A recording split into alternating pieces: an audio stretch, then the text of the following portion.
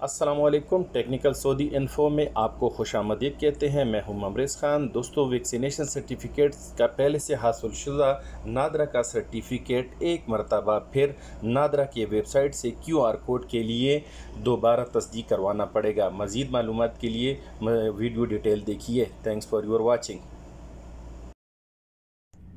بسم اللہ الرحمن الرحیم۔ السلام علیکم، welcome to my YouTube channel technical Saudi info میں آپ کو خوش آمدید کہتے ہیں۔ میں ہوں ممرز خان۔ دوستو، جس طرح کہ آپ کو سکرین پہ نظر آ رہا ہے کہ وہ اوورسیز پاکستانی جنہوں نے سعودی عرب کا سفر کرنے کی تیاری کر رہے ہیں اور آپ نے کورڈ ویکسین کا پہلے سے نادرا کا جو سرٹیفکیٹ لے رکھا ہے، اس سرٹیفکیٹ کو آپ کو ایک مرتبہ پھر اپڈیٹ کروانا پڑے گا نادرا ہی کی ویب سائٹ سے، ادروائز آپ NCOC national command operation centre سے بھی، اس کی ویب سائٹ پر بھی دونوں، کیونکہ دونوں ویب سائٹ اویلیبل ہے اور دونوں پہ ڈیٹیل اویلیبل ہے۔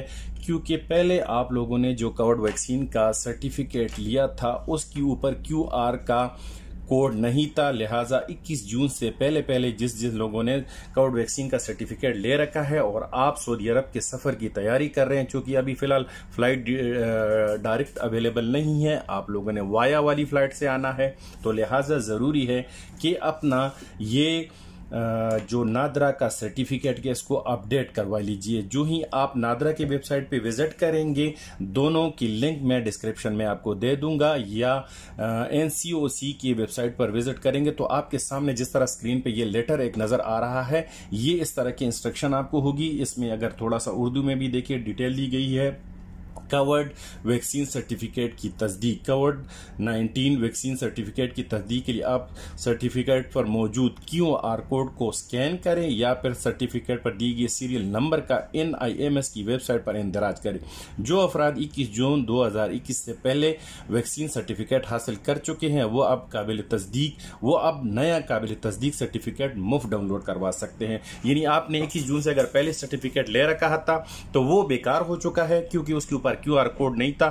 آپ کو نیا سرٹیفکیٹ لینا ہوگا اور اس کے لیے آپ کو یہاں ویب سائٹ دی جا رہی ہے اور باقاعدہ کانٹیکٹ بتایا جا رہا ہے کہ اس پر آپ کر کے وہ سرٹیفکیٹ دوبارہ سیم ایٹیزی صرف آپ اس کو ڈاؤن لوڈ کر سکتے ہیں، لیکن یہ فری ہوگا کیونکہ آپ پہلے سے سرٹیفکیٹ بنا چکے ہیں۔